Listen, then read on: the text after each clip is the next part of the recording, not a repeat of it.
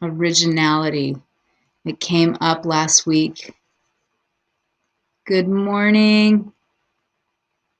I thought I would go live again. And this morning, before I go outside, I wanted to talk a little bit about originality.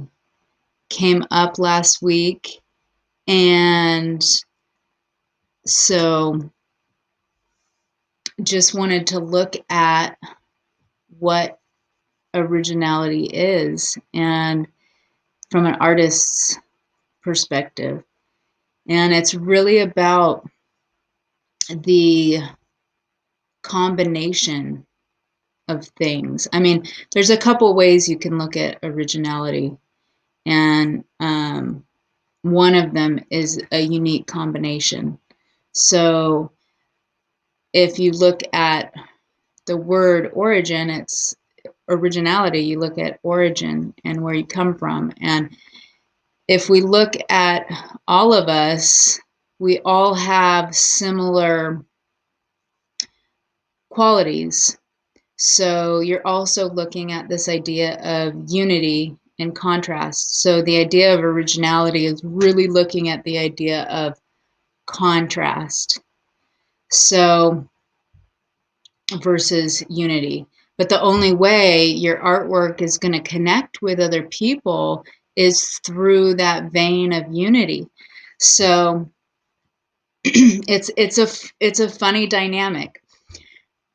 So if we go into this idea of unique combination, just like our personalities are a unique combination of things, our bodies are a unique combination of things. I mean, we all have a skeleton, we all have muscles, we all have skin, but the way it's arranged in our whole body's composition is very unique to us. Even with twins, you know, there's certain unique qualities. So there's also personality. I mean, if you get into the idea of emotion, emotions are universal. So people feel fear, people feel joy, people feel peace, but it's the patterns of emotion that kind of trademark your character, and people kind of catch in tune with, you know, how much you have of this emotion and what emotion follows that emotion. And so that emotional combination is what makes you unique. And also in emotions, you're dealing with a combination of emotion and thought. You're dealing with symbolism and archetypes. So archetypes being, you know, roles that kind of translate through cultures. So you may have a unique set of archetypes. You may be a mother. You may be a caretaker. Same kind of thing. It's the same kind of archetype. An artist is an archetype. A creative is an archetype. So you may be a spiritual person. That's a type of archetype. So even though those are universal constructs, it's the unique combination of those that make you original. And so it's that back to that same thing of unity and contrast. You can get like flooded in the fact that everybody may do similar art to you or have a similar style to you, but it's your specific unique combination. Good morning, Jess. How are you? It's good to see you. I got to get my glasses so I can read the chat for sure. Anyway, I'm talking a little bit about originality that came up last week. And we were talking about unique combinations. So to bring that originality into your work, good morning. Mwah! How are you? How is your art and just life? Good. Sweetness. I thought I'd be jumping on every once in a while and doing some just live talks on art, and we were talking a little bit last week about originality, and so I thought I'd go even more with that. And if there's one approach where you can take different things, different unique things, just like we're unique, and these different unique things, and bring them together, and they synergize and make something totally new. I mean, that's the whole concept of originality, is something kind of fresh. But the whole fact is, if you go into your own being and who you are, that is the typical original. The hard part about it is filtering out actually what is the original part of you, both as an artist and as a human. So we have all these things that unify us. We have all these influences too. So you have to kind of see, okay, what actually excites me, and what pulls out that part of me that is excited about creating, and really like strikes a chord with you, because that then is an original, authentic part of you.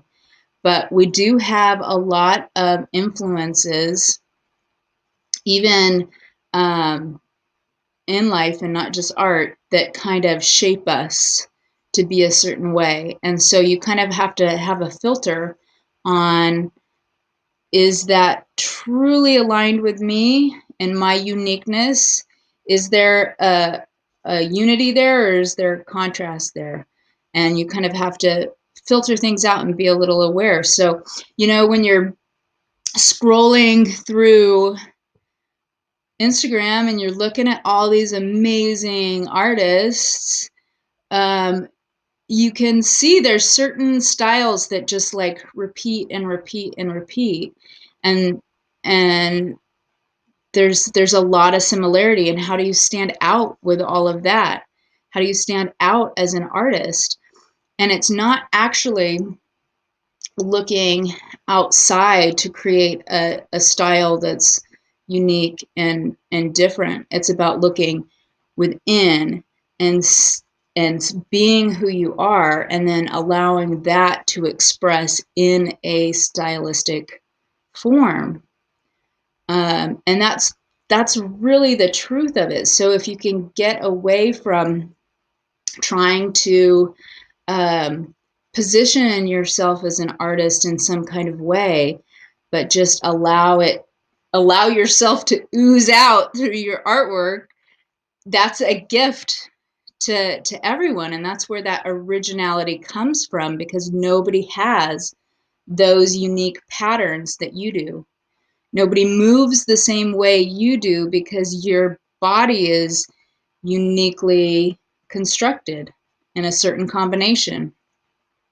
And nobody can actually express the same emotions as you in terms of the pattern of emotions.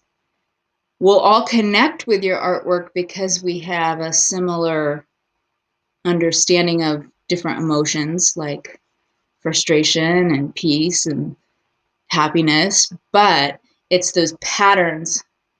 And so when you're composing your artwork, it's the patterns that you use that are unique, and your composition. And you kind of just, it's more of an allowing thing than a planning or revising thing.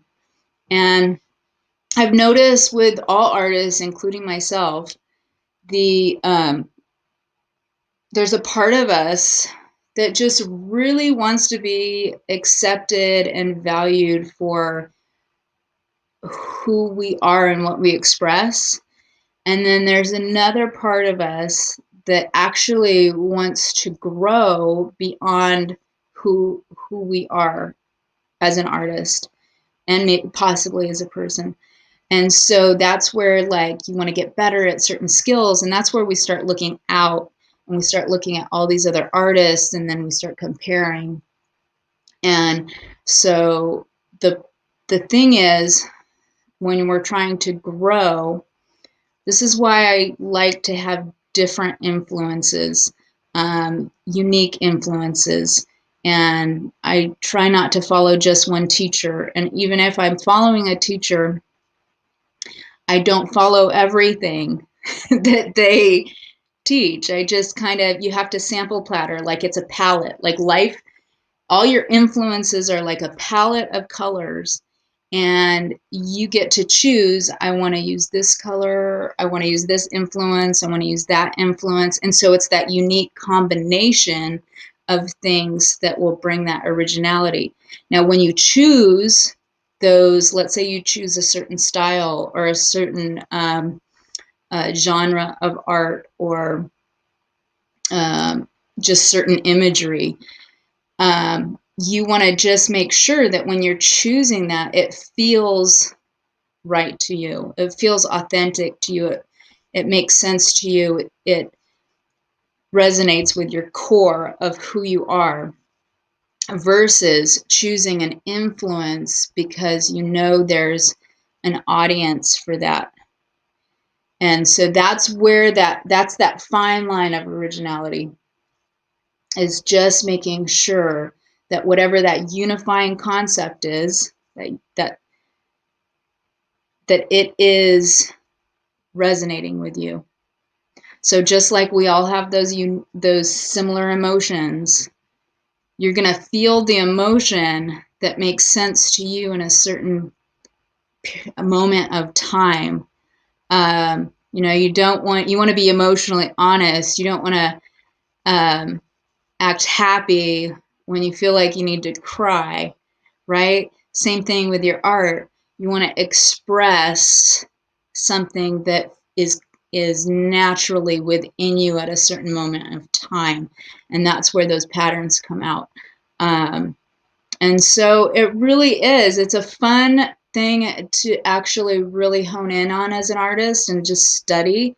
Just think of the idea of originality itself, and look at your influences. Look at the look at your closet. Look at the style of clothes you wear. There's tons of resources and influences that you can bring to your art. Colors, patterns, textures. You can look at what music you listen to. Why do you like it? What do you read? What do you dream about? All these things are part of the unifying human experience, right? But you chose those things. You chose your clothes. You chose your experience. You chose to listen to certain music at a certain time. And so it's like, why? Why? And how did that connect to you or bring you out? How did that open you up? And when you get opened up, that's when that you come out, and that's when that originality starts, like I said, oozing out into your artwork for all of us to enjoy. So yeah, you can still use your art to grow and explore who you are. There's nothing wrong with that, and it's just always just being in tune and aware of what feels right to you. And again, it's that unique combination, and remembering that it's about what's coming from within out, and you will find your audience will be gravitated towards you, because what you do resonates with a certain original part of them. So that's kind of the cool thing about it. It's all about that unity and contrast. And I just wish everybody to have like just an enjoyable time with themselves when they create, and then also when they share it. So I'm going to sign off for this morning.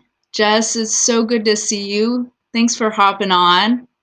I know it's like, I don't think many people are up early, but this is when I decided to go for it. So Lots of love, my dear.